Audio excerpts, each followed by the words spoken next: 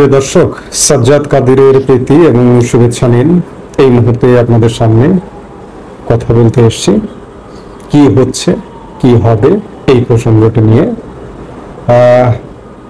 এই মুহূর্তে দেশ কি বলবো এটাকে, এক শ্রেণীর মানুষ বলছে যে ভালো আছে, সেই সংখ্যাটা খুব কম, কিন্তু বেশিরভাগ মানুষ বলছে দেশ আসলে ভালো নেই। এই ভালো নেই যখন, তখন দেশের মানুষের করণীয় কি? দেশের মানুষ কার দিকে চেয়ে থাকবে? সরকারের দিকে।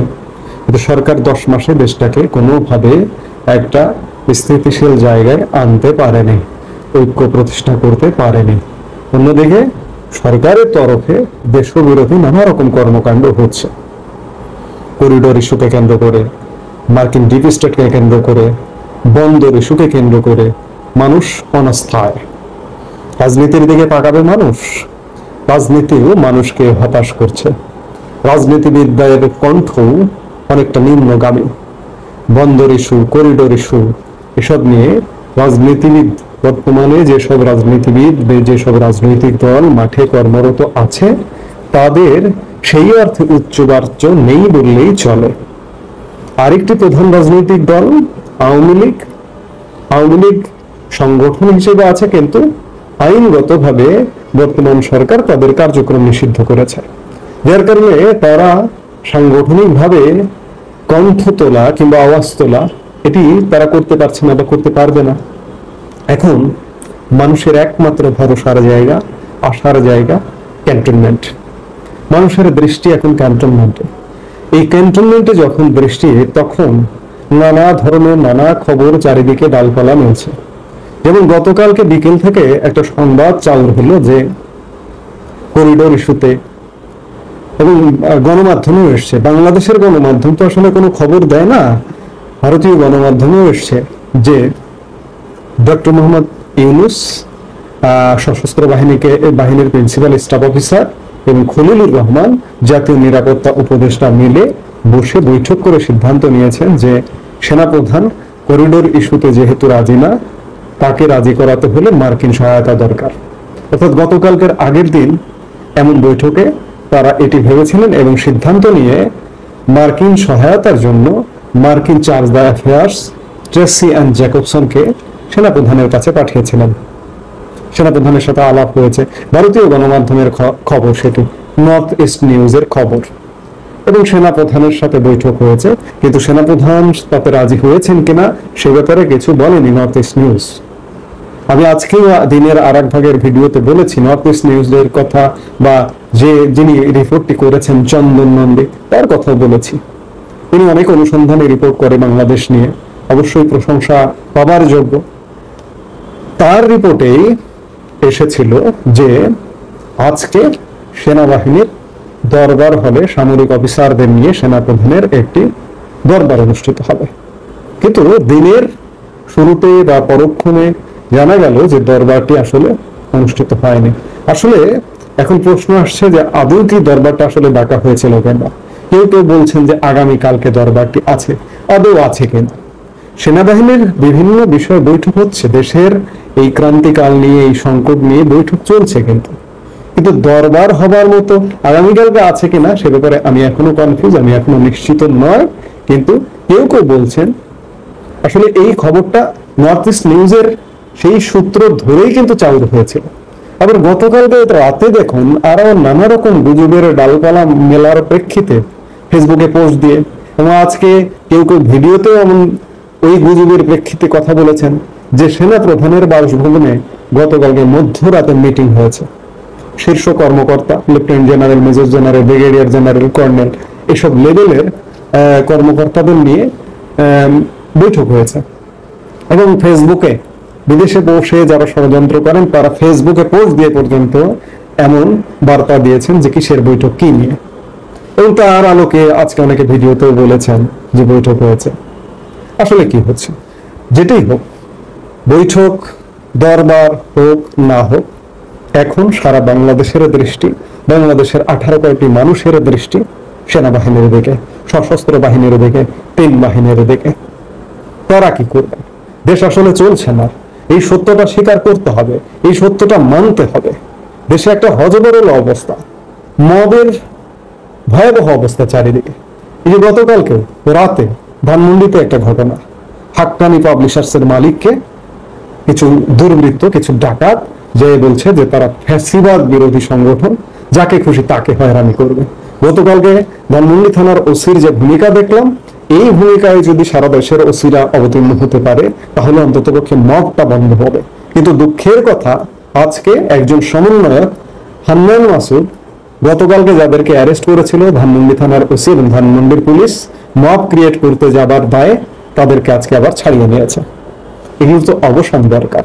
এগুলোর অবসান সরকারের কাছে মানুষ পাচ্ছে না, রাজনীতির কাছে পাচ্ছে না, যার কারণে মানুষ ক্যান্টনমেন্টের দিকে তাকিয়ে আছে।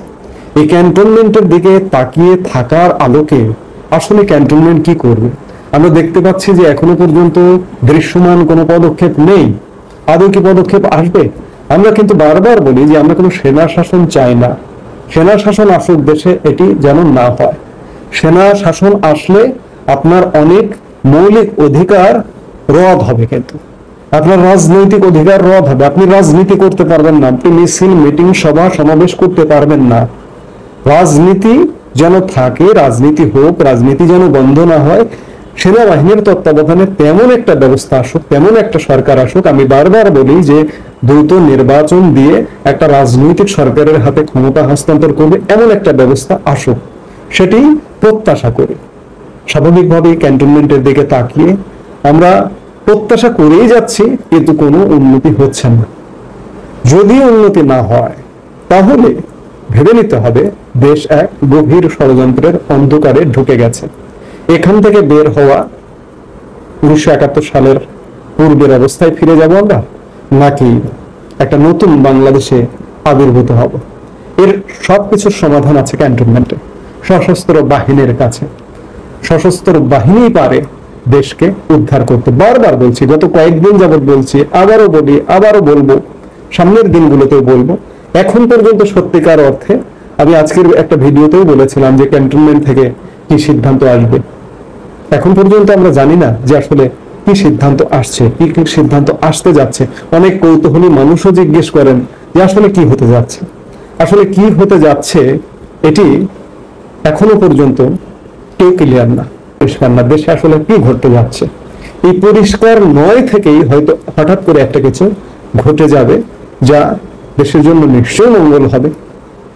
এই মুহূর্তে পর্যন্ত সবাই ভালো থাকুন, সুস্থ থাকুন। প্রিয় দর্শক, সাজ্জাদ কাদিরের প্রীতি এবং শুভেচ্ছা নিন।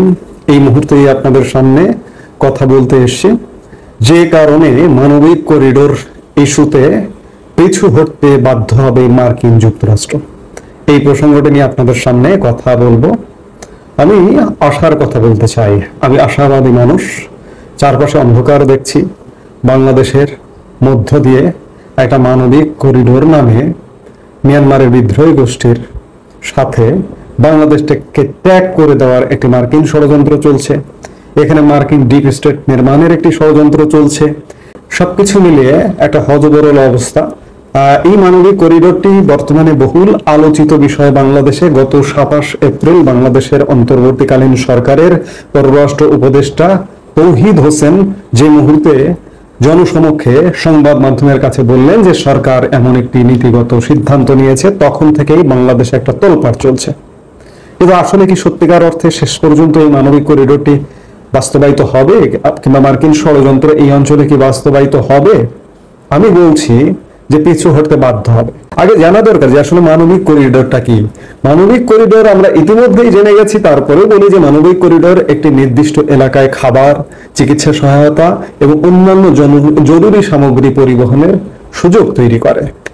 জেনেভা কনভেনশন অনুযায়ী মানবিক করিডোর হলো আন্তর্জাতিক আইনের অধীন এমন এক চুক্তি যার উদ্দেশ্য হলো বিপদে থাকা মানুষের কাছে ত্রাণ সামগ্রী, খাবার ও পোশাক দ্রুত ও নির্বিঘ্নে পৌঁছানো। এছাড়া যুদ্ধে আটকে পড়া নাগরিকদের জন্য মানবিক সুরক্ষার ব্যবস্থা করা। 1990 সালে জাতিসংঘে মানবিক করিডোর প্রস্তাব পাশ হয়। রাজনৈতিক বা সামরিক উদ্দেশ্যে নয়, মানবিক দিক বিবেচনা করে বিষয়টিকে স্বীকৃতি দেওয়া হয়েছে। জাতিসংঘ 1990 সালে স্বীকৃতি দিয়েছে মানবিক দিক বিবেচনা করায়। কিন্তু ইতিমধ্যে পৃথিবীতে এই মানবিক নাম দিয়ে অমানবিক কর্মকাণ্ড দেখেছে পৃথিবী। রাশিয়া ইউক্রেন যুদ্ধের ক্ষেত্রে 2022 সালে দেখেছে, ইসরায়েল প্যালেস্টাইন যুদ্ধের ক্ষেত্রে 2023 সালে দেখেছে, যার কারণে আজকে মানবিক করিডোর একটা প্রশ্নবিদ্ধ বিষয় হয়ে দাঁড়িয়েছে। এখন প্রশ্ন হচ্ছে যে বাংলাদেশে এই মানবিক করিডোর কিংবা মার্কিন যুক্তরাষ্ট্র কাকে সহযোগিতা করতে যাচ্ছে, কার সাথে কার যুদ্ধ? মিয়ানমার একটা রাষ্ট্রীয় সত্তা, সেই রাষ্ট্রীয় সত্তার সাথে মিয়ানমারের বিদ্রোহী গোষ্ঠীকে দাঁড় করিয়ে দেওয়ার যুদ্ধ। এটি একটি অন্যায় যুদ্ধ এবং এই অন্যায় যুদ্ধে সমর্থন দিতে চায় মার্কিন যুক্তরাষ্ট্র। বিশেষ করে মিয়ানমারের উপর মার্কিন যুক্তরাষ্ট্রের খড়গ কিন্তু লেগেই আছে। বিশেষ করে 2021 সালে সামরিক অভ্যুত্থানের মাধ্যমে অং সান সুচিকে সরিয়ে জান্তা সরকার যে ক্ষমতা নিয়েছে তারপর থেকে মার্কিন যুক্তরাষ্ট্রের খড়গ মিয়ানমারের উপর আছে। কিন্তু অন্যদিকে এখানে চীন, এখানে রাশিয়া, এখানে ভারতের মিয়ানমারের জান্তা সরকারের প্রতি সমর্থন আছে। কারণটা আছে, কারণ মিয়ানমারে তাদের স্বার্থ সংশ্লিষ্ট বিষয় আছে। তার আগে বলে নেওয়া দরকার যে এটি থেকে কেন পিছু হটবে মার্কিন যুক্তরাষ্ট্র।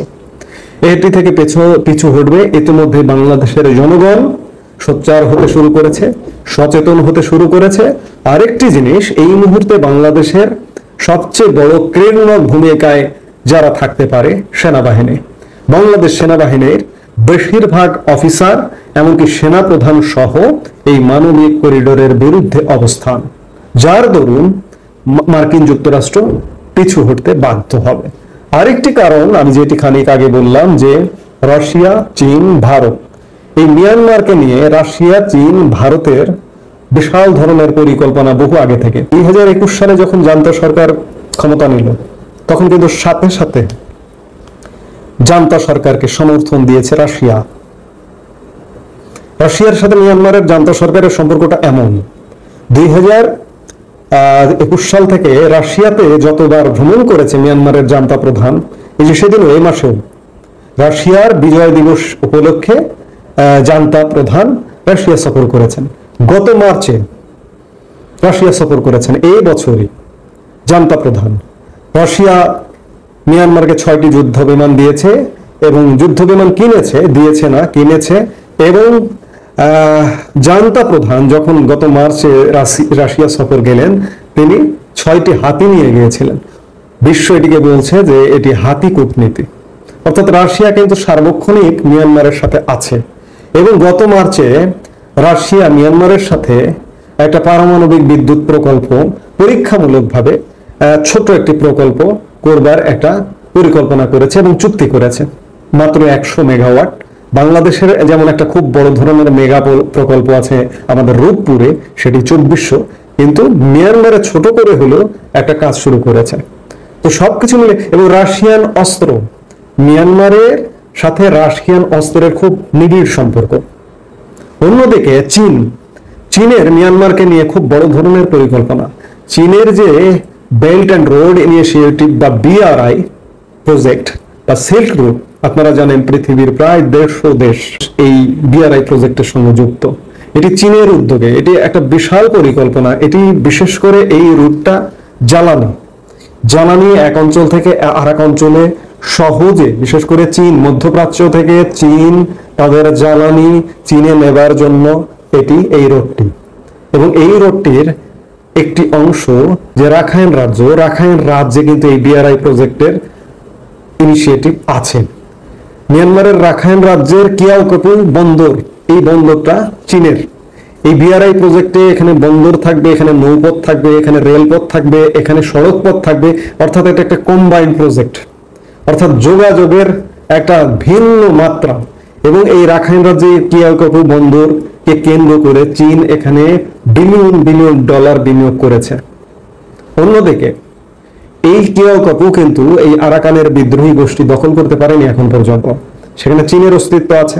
বা রাখাইন রাজ্যের রাজধানী সিতোও কিন্তু এই বিদ্রোহী গোষ্ঠী এখন পর্যন্ত দখল করতে পারেনি। সিতোতে আছে ভারত, সিতো বন্দর, গভীর সমুদ্র বন্দর নির্মাণ করছে ভারত। এবং সিতোকে কেন্দ্র করে বিশেষ করে ভারতের যে 7 রাজ্য 7 সিস্টার্স, সেই 7 সিস্টার্স এর সহজ যোগাযোগ ব্যবস্থা নির্মাণের একটা প্রকল্প হচ্ছে। এবং নতুন করে আরো এই প্রকল্পটিকে আরো জোরদার করবার জন্য নতুন করে রাস্তা উন্নয়নের, সড়ক উন্নয়নের প্রকল্প নিয়েছে ভারত। কলকাতা বন্দর থেকে ভারতীয় পণ্য চিতোয় বন্দরে যাবে, চিতোয় বন্দর থেকে সড়ক পথে এবং চিতোয় বন্দর থেকে নৌপথে সেভেন সিস্টার্সে পণ্য পৌঁছাবে। অর্থাৎ এখানে রাশিয়ার খুব বড় ধরনের স্বার্থ আছে, চীনের এখানে খুব বড় ধরনের স্বার্থ আছে, ভারতের এখানে খুব বড় ধরনের স্বার্থ আছে। আজকে বাংলাদেশকে যদি বুঝিয়ে সুঝিয়ে মার্কিন যুক্তরাষ্ট্র এবং জাতিসংঘ এই যে মিয়ানমারের সরকারের বিরুদ্ধে বিদ্রোহী গোষ্ঠীর সমর্থনে এই করিডোর ইস্যুতে যদি মিয়ানমার সরকারি বাহিনীর সাথে যুদ্ধে লিপ্ত করাতে পারে, তাহলে বাংলাদেশের কিন্তু অবস্থা খারাপ হবে। রাশিয়া, চীন, ভারত যেহেতু তিন দেশের স্বার্থ মিয়ানমারে, এবং স্পেশালি রাখাইন রাজ্যে বিশেষ করে চীন এবং ভারতের স্বার্থ, এবং রাশিয়ান যে বিদ্যুৎ প্রকল্প হচ্ছে সেটা নেপিডোতে হচ্ছে, কিন্তু সবকিছু মিলে টোটাল মিয়ানমারের উপরে চীন, ভারত এবং রাশিয়ার একটা খুব গুরুত্বপূর্ণ স্বার্থ জড়িয়ে আছে। এই জায়গায় এই তিনটি দেশ কোনোভাবেই চাইবে না যে মার্কিন যুক্তরাষ্ট্র যে ষড়যন্ত্রটা করছে, মার্কিন যুক্তরাষ্ট্রের আলটিমেট গোল হচ্ছে মিয়ানমারের রাখাইন রাজ্যের আয়তন প্রায় 36,000 বর্গ কিলোমিটার। এই 36,000 বর্গ কিলোমিটারের সাথে বাংলাদেশের একটা অংশ নিয়ে, বিশেষ করে পার্বত্য চট্টগ্রাম অঞ্চল নিয়ে এখানে একটা আলাদা যে একটা খ্রিস্টান রাষ্ট্রের পরিকল্পনা করছে। ওদিকে 36,000 বর্গ কিলোমিটার, এইদিকেও প্রায় 25-30,000 বর্গ কিলোমিটার মিলায়ে একটি রাষ্ট্র। কিন্তু এখানে রাশিয়া, চীন এবং ভারত যাদের স্বার্থ আছে ওখানে, যাদের বাণিজ্যিক ব্যাপার আছে সেখানে মার্কিন যুক্তরাষ্ট্রের একটা খবরদারিপূর্ণ একটা রাষ্ট্র হতে দেবে, এটি ভাবেন কিভাবে? আমি ভাবি না অন্তত পক্ষে। যার কারণে বাংলাদেশের সেনাবাহিনীর যদি দৃঢ়তা থাকে এবং একই সাথে রাশিয়া, চীন এবং ভারত এখানে এই ধরনের কর্মকাণ্ড হতে দেবে না। আমরা যত কথাই বলি, মার্কিন যুক্তরাষ্ট্র যত স্বপ্নই দেখুক, এবং স্বপ্নের প্রেক্ষিতে একটা লাঠিয়াল বা ঠিকাদার বসিয়েছে ডক্টর ইউনূস সরকারকে, এই ঠিকাদার আসলে শেষ পর্যন্ত সফল হবে না বলেই প্রতীয়মান হয়। এই মুহূর্তে এ পর্যন্ত। সবাই ভালো থাকুন, সুস্থ থাকুন।